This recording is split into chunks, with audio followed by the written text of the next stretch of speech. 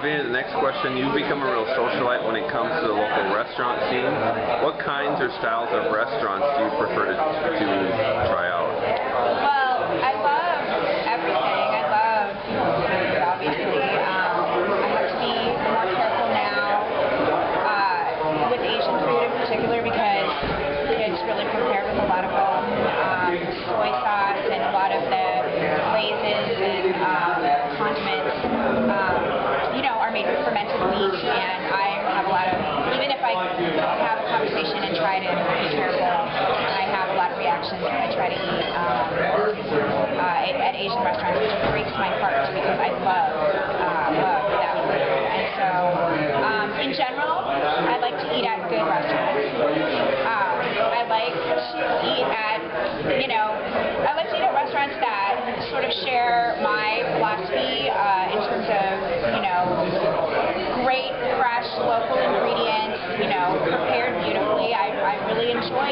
eating at restaurants where, the food is something more complicated than I would ever make at home. I mean, if I'm going to go out and have that special experience, I love to, see what chefs do. And, you have a staff of people in an amazing space, and it's really fun for me to have conversations with the people who are preparing the food and watch and learn. And, so I like chatty chefs, I think, because I like to learn. Great.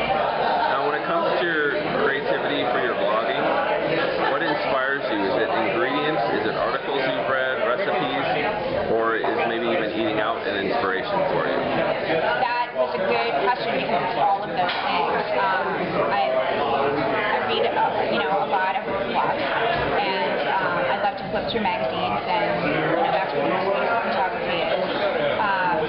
I'm definitely inspired by the dishes that I have in restaurants, and I love to, as I said, have conversations with, about how the food is prepared, and a lot of restaurants have been super cool about sharing recipes and, making them something that I can put on Minnesota Monthly or share on my own blog, and make it a little more accessible for a home cook. I get a ton of inspiration from the farmers market, and having those conversations with growers and seeing and smelling and touching, and I think our local co-op scene is incredible. I mean, when you visit another city and stay and try to go shopping for food, you realize pretty quickly that we are ridiculously lucky, and it's pretty easy for me to walk into the co-op without a clue about what I might want to make, and just see what's there, what looks good, and so it's all those things. Okay. Now, beyond just the Twin Cities, what are some other great places or cities that you've gone to eat that you've enjoyed? Yeah. Well, like I said, I like to eat all the time, but obviously my husband's from New York, and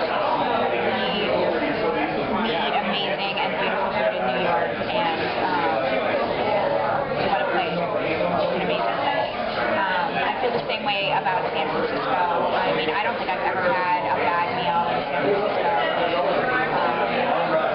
They're ahead of our game in terms of, incredible produce and, the chefs who treat it respectfully, and the food is incredible there.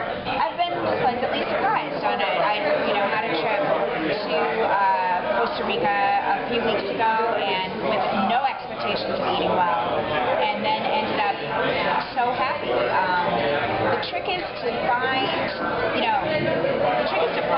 what the local, specialty is, and go there. Don't go to Costa Rica and eat Italian food. And a lot of Americans are doing that, which is such a bummer, but whatever. I'm happy. I'm getting a piece of, the grilled fish that was caught that day, and amazing black beans, and fried plantains, and I'm squealing and, happy. So, and getting chimichurri to take out. I thought it was crazy. Getting chimichurri to take back to my room to have with, eggs the next morning. I mean, just, I'm finding good food anywhere I go. That's great. That's a great ability, and it shows that there are a lot of options out there. Yeah. Yep. Now, kind of in a different realm, I want to talk to you briefly about social media. How has Twitter and Pinterest and Facebook changed your networking skills and things, people you've been able to reach and talk and communicate with? Yeah, I mean, it's changed everything. It's changed everything. Sort of giving up gluten and acquiring Twitter. That's pretty much everything. That's everything. I mean, really, it is. I've made a million friends. I have my teenage son, and I was chatting with one of the moms of one of the kids, and she was saying, my son, thank God he doesn't want anything to do with Facebook or Twitter. Not that I'm advocating it for children or whatever, but he would rather have real friends, and I was just like, I don't know. I've never met so many amazing, talented people in such a short period of time in my entire life, and it's not fake, it's real. I mean, these are my real friends, and it's made my career, and it's given me jobs, and it's given me friends, and it's opened my world. I can't say enough about it.